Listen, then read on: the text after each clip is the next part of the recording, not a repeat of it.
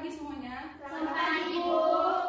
Sebelum kita memulai pelajaran, alangkah baiknya kita berdoa. Ibu yang akan pimpin doa. Kita berdoa menurut agama dan kepercayaan kita masing-masing. Doa dimulai. Doa selesai. Siapa sekretarisnya, Nak? Saya, Bu. Buku absennya. Ibu ngecek kehadiran ya. Hari ini kita mau belajar tentang gaya sentripetal.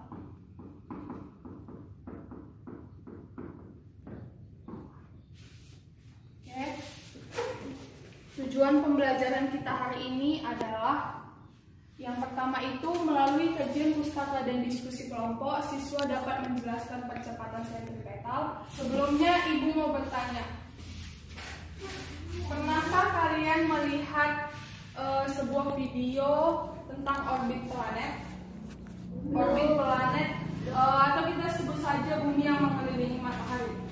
Ibu akan menyajikan video orbit planet atau bumi lah ya kita bilang yang sedang mengelilingi matahari. Bentar ya. Ini adalah video orbit planet di mana dia bergerak mengelilingi matahari. Oke. Udah? Sekarang Ibu mau bertanya.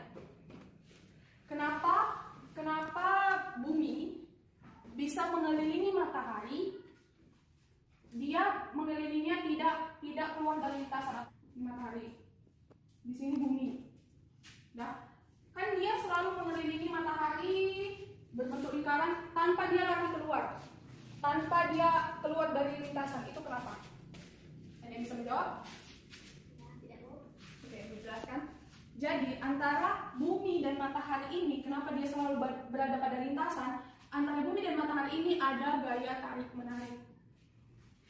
Gaya tarik-menarik itulah yang membuat bumi bisa selalu berada pada lintasannya. Gaya tarik-menarik ini disebutlah dengan gaya sentripetal. Karena adanya gaya tarik-menarik antara bumi yang menyebabkan bumi selalu berada pada lintasan, dan gaya itulah yang disebut dengan gaya sentripetal. Gaya sentripetal ini bisa terjadi karena adanya percepatan sentripetal, di mana percepatan inilah yang membuat benda tersebut bisa bergerak melingkar. Sampai sini ada yang ingin ditanyakan? Tidak. Oke, kita lanjut ke contoh soal. Benda yang bergerak melingkar tetap memiliki percepatan. Hal ini dikarenakan kecepatan linear benda selalu tetap, tetapi arahnya berubah. Arahnya ini selalu tegak lurus dengan lingkaran, yang menghasilkan percepatan sentripetal yang arahnya ke dalam lingkaran. Rumus dari percepatan sentripetal itu sendiri adalah V kuadrat R. Mengingat kembali tentang hubungan kecepatan linear dengan angular, V ini dapat dirumuskan dengan omega dikali R. Jika dihubungkan dengan percepatan sentripetal, maka rumusnya bisa menjadi omega V kuadrat per R atau sama dengan omega kuadrat R. V merupakan kecepatan atau M per sekon kuadrat. R itu jari-jari, satuannya meter, A itu per sekon.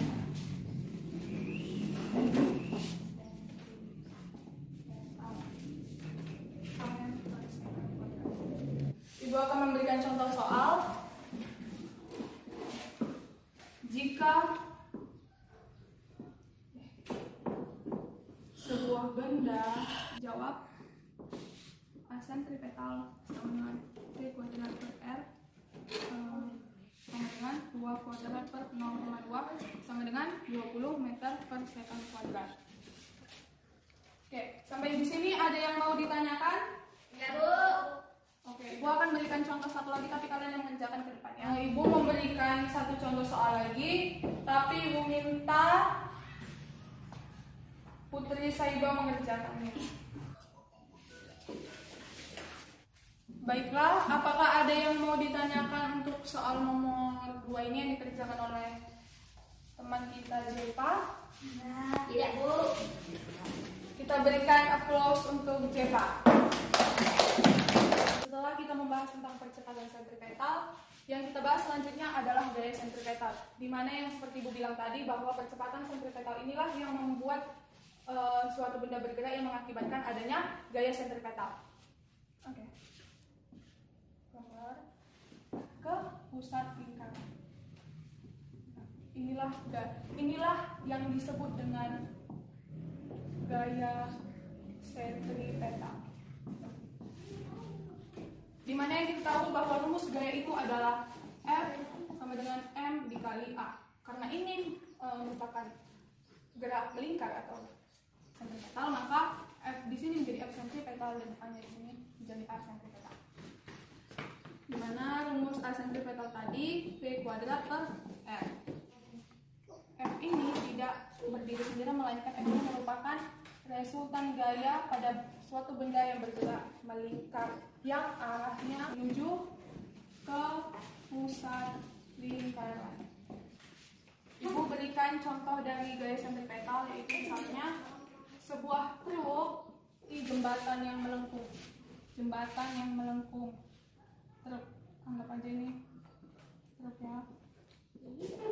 Truk melintasi N sama dengan 24.000 dikurang 6.857,142, angka M sama dengan 17.142,8 Newton.